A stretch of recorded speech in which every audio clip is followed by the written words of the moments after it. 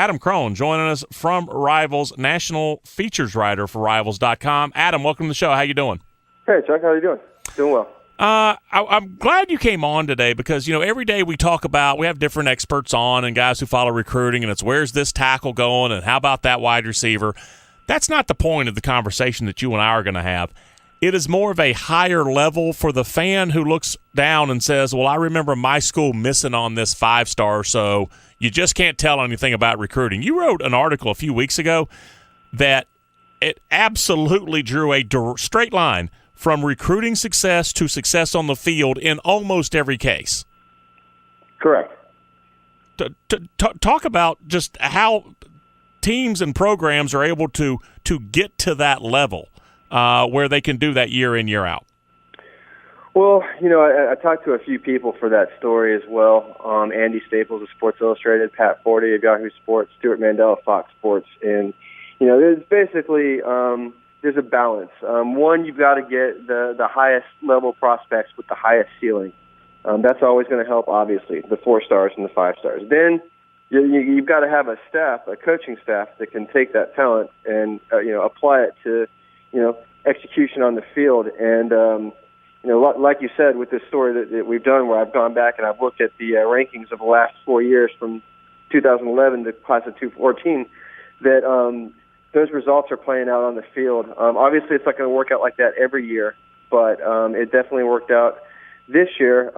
3 of the 4 top teams of the last 4 years were in the college football playoffs this year. And the number 1 team is Alabama, number 2 is Florida State, number 3 is Ohio State, and coincidentally, those are the last 3 national champions as well. Do you think, in this, just an opinion, I'm sure that, you don't have a database for every school, but do you think coaches get told no when they want to expand a recruiting budget, when they want to take one more trip? I mean, there are budgets, especially at public schools, but I have to imagine there is no more fluid budget than a recruiting budget for a major program. I mean, it could be difficult maybe for a program with a smaller budget, but that's not something that I've heard about as far as limits on how they can get out there and recruit the kids.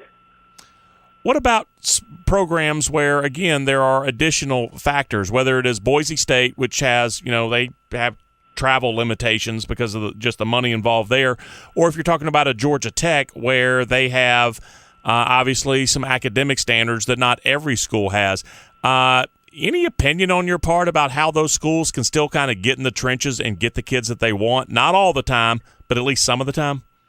Well, I guess Georgia Tech's a good example. You're right. They've got some academic standards. They recruit a specific mold of kids. And just talking with some different people on that staff, they don't even offer or take commits from underclassmen. They wait till they're seniors before they accept a verbal commit. I mean, kids obviously can say they verbally committed to Georgia Tech early, but just the way that they manage their roster and the way that they do things is very specific to one, Paul Johnson's system, and 2, their academic standards, and they're always looking for a certain mold of athlete, and they've been consistently getting those players. And I think that's why they had one of the better years that I can remember from them having this past season. We are talking right now with Adam Krohn, national features writer for Rivals.com. Do you think it's more common for everybody to miss on a 5-star, whose final 4 were Oklahoma, LSU, Texas, and Bama, and he just turns out can't play? Or do you think it's more common for there to be a 1-star, 2-star kid that actually winds up as an All-American and then playing in the NFL? Yeah, and that's what recruiting. That's what we do. That's what it's all about. It's hard to project what a kid's going to be in his early to mid 20s when he's 15, 16, 17 years old.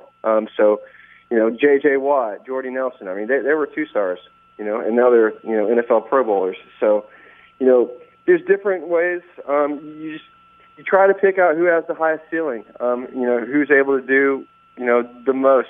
All things considered equal. Of course, there's always other factors like off-field concerns, academic issues. And there's can't-miss kids who you just mentioned can completely bust out. So, final question. Go ahead. I was going to say, final question for you. Is it easier, in your opinion, to evaluate? I'm just going to pick an example. Coach Snyder at Kansas State, who you normally can find a large number of JUCO kids in a recruiting class with him. Is it harder to evaluate a recruiting class at a school where you've got 10 or 12 JUCO kids, or is it easier because they're a little older and they've got more body of work? Well, just, recruiting in general, I think that it's gotten easier, just from a general standpoint. I'm not sure specifically from JUCO versus senior year of high school. Yes, they do have those extra years, or in some cases 2 years, and that can help, especially from a maturity standpoint.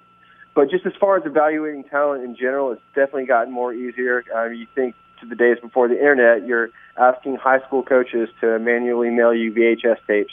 Now there's Huddle, an online database where you can basically look at every kid in the country at the click of a button.